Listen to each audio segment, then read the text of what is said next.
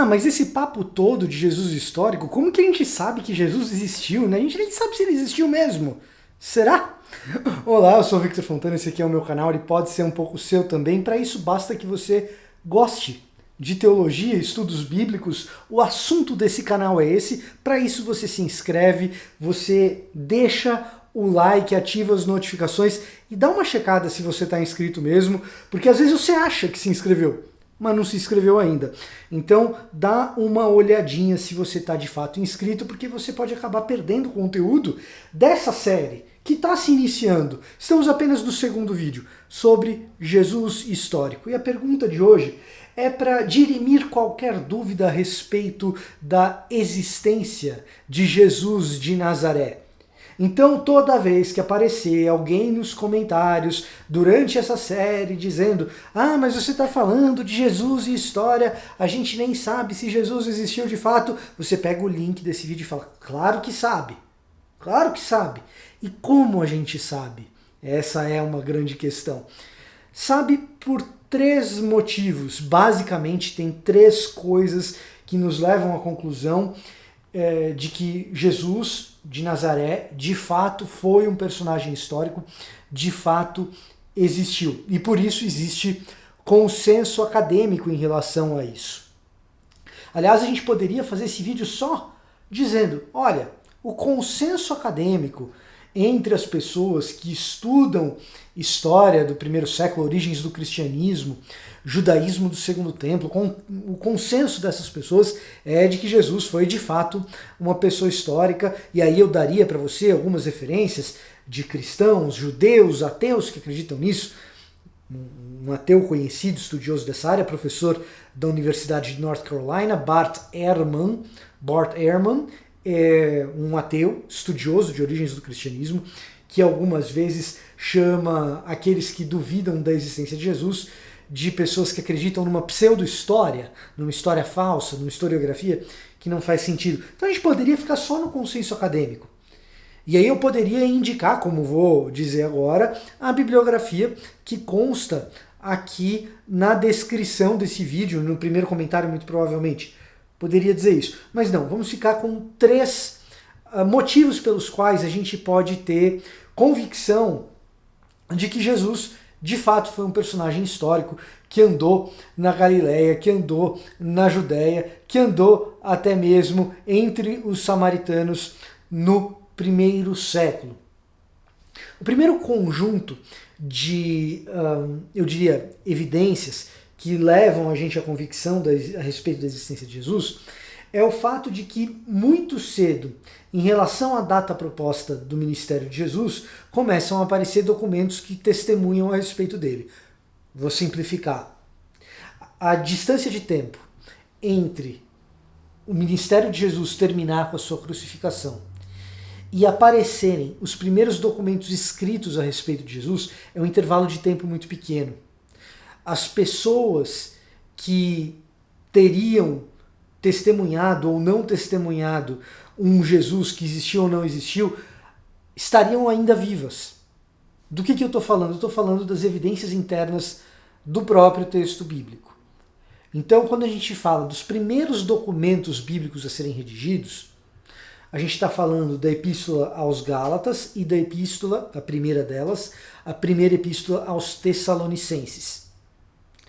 E aí a gente está falando do final dos anos 40, começo dos anos 50 provavelmente, o que é um período aí de 15, 17, 20 anos em relação à morte de Jesus, o que faria com que pessoas que viveram na Judéia e ouvissem aquele papo do que está escrito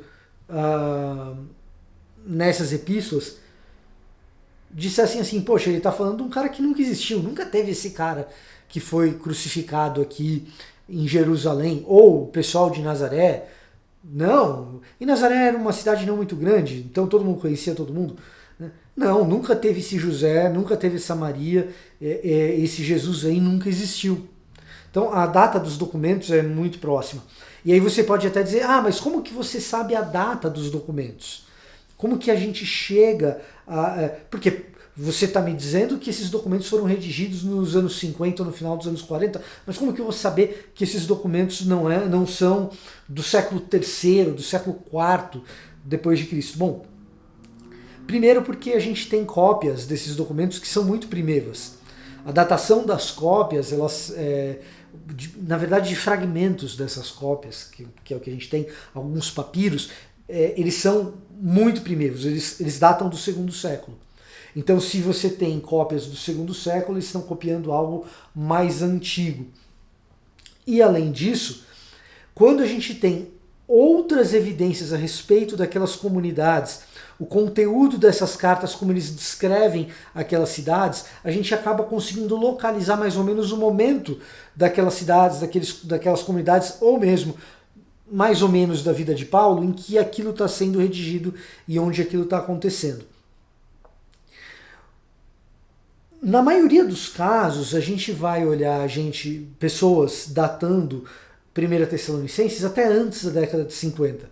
Os estudiosos mais críticos, e se você não sabe o que é um estudioso crítico, você pode acessar o meu vídeo, Crítica Bíblica, tem lá o dicionário teológico, o que é crítica bíblica, dá uma olhadinha lá. Os estudiosos mais críticos do texto vão datar 1 Tessalonicenses do ano 43, super cedo. 10 anos depois, ou talvez um pouquinho mais,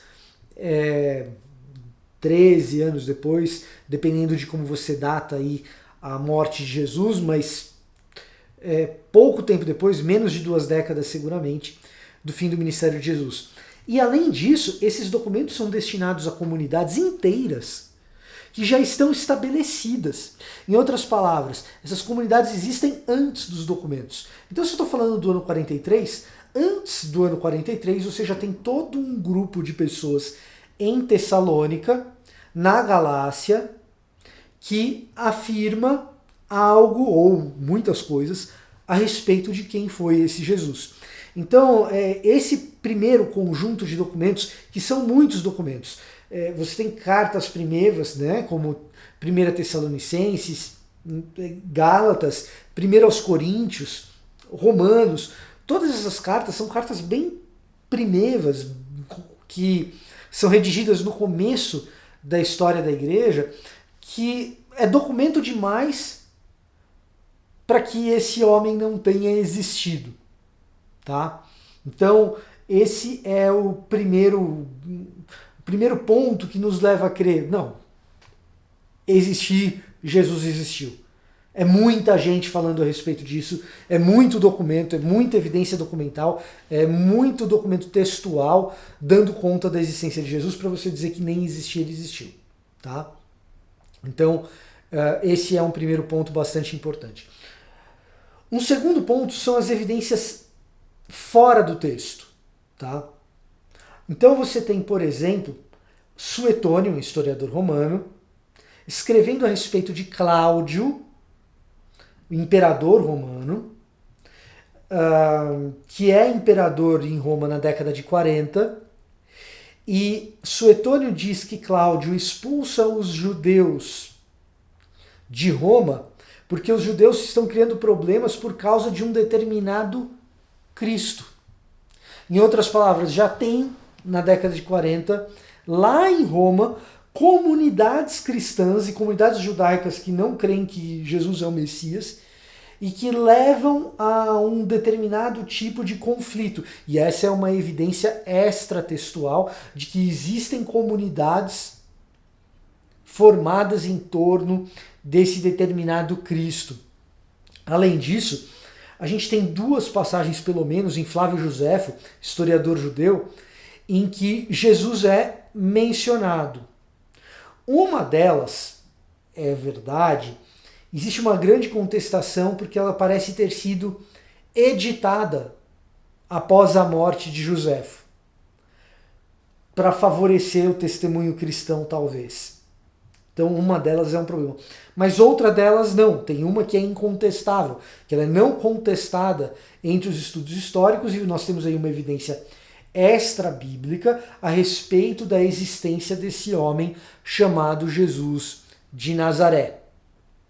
Essas 2 evidências, intratextuais do Novo Testamento e extra Novo Testamento já deveriam ser suficientes para a gente saber que Jesus existiu de fato. E se você gostou dessas duas, eu já peço o seu like e eu já peço para você dar uma olhada na descrição desse vídeo, onde tem um link para um curso meu sobre como preparar um estudo bíblico, que até o final do ano tem desconto de 50% se você usar o cupom fim de ano, que está aqui na descrição do vídeo. Se você gostou disso daqui, você vai gostar do curso, eu não tenho dúvida. Agora eu vou dar o terceiro motivo pelo qual a gente chega a esse consenso acadêmico entre historiadores das mais variadas vertentes de que Jesus foi um personagem que existiu de fato. O terceiro motivo é que a oposição que os primeiros cristãos enfrentam não incluem afirmações a respeito da existência de Jesus. Os cristãos eles têm que responder a respeito da ressurreição de Jesus, vão acusá-los de estarem propagando uma história falsa a respeito de alguém que ressuscitou. Então eles precisam responder a respeito disso. Os cristãos têm que responder a respeito da afirmação que eles fazem de que Jesus é o verdadeiro Senhor, o verdadeiro Kyrios e não César. Os cristãos vão ter que responder uma série de questionamentos durante o primeiro século, mas nenhuma oposição eles enfrentam a respeito da existência de Jesus. Oponentes do cristianismo, se Jesus não tivesse existido, teriam um prato cheio na mão para dizer: esse grupo de pessoas é um bando de malucos que acreditam numa pessoa que nem existiu. Mas os cristãos não precisam se defender desse tipo de acusação, porque esse tipo de acusação nunca acontece. Por que esse tipo de acusação no primeiro, no segundo século nunca acontece? Porque todos ali sabem que houve um Jesus que viveu em Nazaré, cujo ministério aconteceu majoritariamente na Galileia e em alguma medida no final do ministério na Judéia e por aí vai. Portanto, a existência de Jesus não é um assunto na academia nem na pesquisa do Jesus histórico. A gente já parte do pressuposto que o personagem histórico Jesus existiu quando a gente vai fazer pesquisas a respeito dele. Quando alguém disser, a gente não sabe se Jesus existiu ou não, ou Jesus nunca existiu, um personagem fictício, você pode mostrar esse vídeo e você sabe que existem esses argumentos que são bastante sólidos a respeito da existência desse personagem histórico, que é muito bem documentada já no primeiro século, já nas origens do cristianismo. Gostou desse vídeo? Eu insisto, dá uma passada na descrição, dá uma passada no primeiro comentário, a gente tem bibliografia sempre sobre esses assuntos e, além disso, você pode dar uma passadinha, conhecer o meu curso sobre como preparar o estudo bíblico, oportunidade única para adquiri-lo agora no final do ano com 50% de desconto usando o cupom FIM de ano. Esse cupom só dura até o dia 31 de dezembro. Depois disso, não tem mais essa chance, tá bom? Esse era o meu recado para hoje, eu vou ficando por aqui e até a próxima.